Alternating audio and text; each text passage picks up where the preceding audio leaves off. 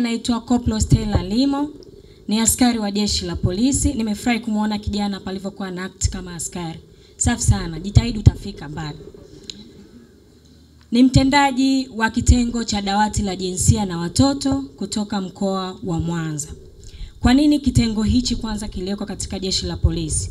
Tukizingatia nature ya matukio mengi ya ukatili, siku zote ni matukio ambayo yamebeba aibu.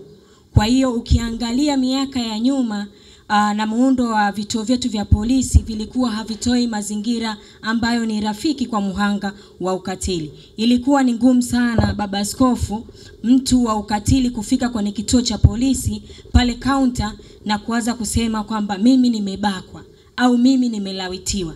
Kwa hiyo tukagundua kwamba kwa kufanya vile au kwa mazingira yale pia tunaendelea kuwafanyia watu torturing, tunaendelea kuwaumiza watu kihisia kulingana na mazingira ambayo sio rafiki. Kwa hiyo kitengo cha dawati la jinsia na watoto kikawaza kuundwa katika vituo vyetu vya polisi mbalimbali kuanzia mwaka 2008. Ilipofika mwaka 2009 basi nchi nzima katika vituo vyetu vya polisi, hususan vituo vikubwa, kila kituo kuna dawati la jinsia na watoto. Majukumu yetu ni pamoja na kushughulikia mashauri yote ya ukatili wa kijinsia kwa kuzingatia jinsi zote za pande mbili, kwa maana ya me na ke. Kwa kuwa ukatili haubagui jinsia. Ukatili anaweza katendewa mwanaume, ukatili anaweza katendewa mwanamke, ukatili anaweza katendewa mtoto, lakini vile vile ukatili anaweza katendewa mzee.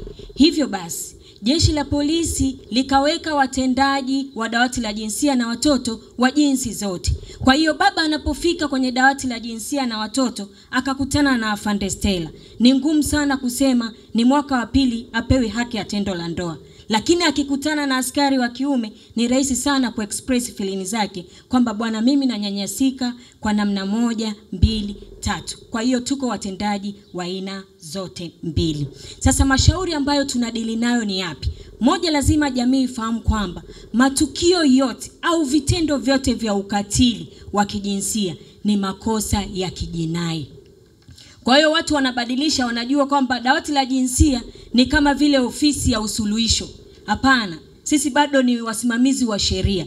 Kwa hiyo unapokuja kwetu, mimi unapokuwa unanielezea, wakati unanielezea, mimi kichwa changu kinaendelea kuchanganua ni aina gani ya kosa ninalolipata hapa. Tunaanza kwa definition ya ukatili ambayo inasema kwamba ukatili wa kijinsia ni matukio yote ambayo anatendewa mtu pasipo ridhaa yake, yanayompelekea kupata madhara ya kimwili, madhara ya kisaikolojia, madhara ya kiuchumi, madhara ya kingono. Lakini kulingana na ukuaji wa teknolojia, tunasema sasa hivi upo ukatili ambao unafanyika kwa njia ya kidigitali au kwa njia ya kiteknolojia.